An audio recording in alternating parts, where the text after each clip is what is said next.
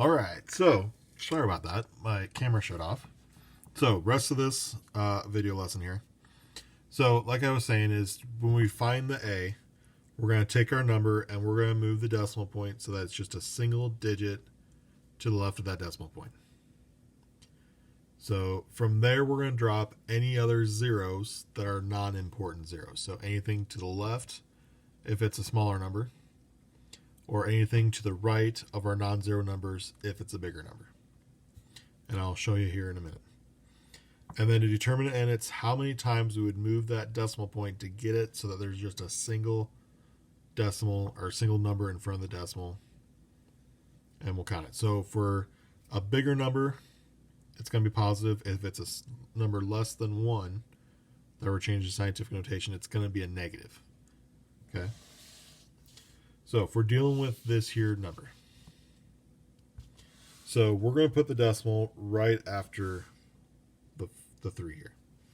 So what we're going to have is 3.497, and then the rest of these, there's no more non-zero numbers, so all these zeros we're going to drop from our decimal. And then we do times 10. Well, normally the decimal will start here, so we're going to have 3, 6, 9, 12, 13 digits is how many times we would move it. So we're going to put to the 13th, and it was bigger than 1. It was a big number, so it's going to stay positive for the exponent. So here, so first off, don't forget about this negative out front, but we're going to put it right here after the 8. So we're all zeros until we hit 8. That's the first non-zero number. We're going to put the decimal after that. So 8.02. Now, this zero is in between non-zero numbers, so it has to stay. We need that. So times 10.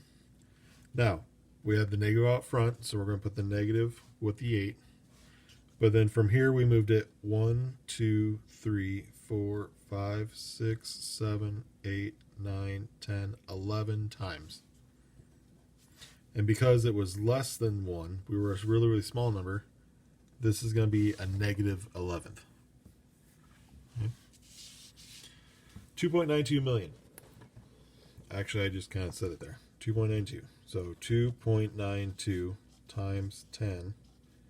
Now, million, there would be 3, 6, and then another 1, 2 to get to the 2. So this is going to be 10 to the 8th. And this is nothing.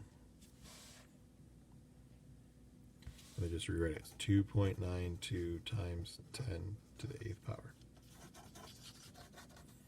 Okay. Now, when it comes to multiplying or dividing these, you're kind of going to treat them like what we were doing before with the exponents. We're going to do the numbers as our like terms. We're going to multiply those. And then we have same bases, so we're going to put the exponents together by adding them since they're multiplying the two different numbers in scientific notation. So if I do 4 times 6.1, I get 24.4. Okay, 4 times 6 is 24. 4 times 1 would be 4. There's one decimal point, so we go there. Times 10. 5 plus a negative 9 would make this to the negative 4th power. Now, we're not done yet. We can only have one digit here. So we're going to make this 2.44 times 10. So we moved it one more place to make it where it needs to be. Now it was bigger, so that would have been a positive 1. So positive 1 and negative 4 would make this a negative 3 then. Now if we would have gone the other way, we would have subtracted 1 from it because we would have been less than 1, making it bigger, so that's a minus 1 there. Here we were bigger, making it smaller, so that's a plus 1. So because it was a negative 4 plus 1 makes it negative 3. Okay.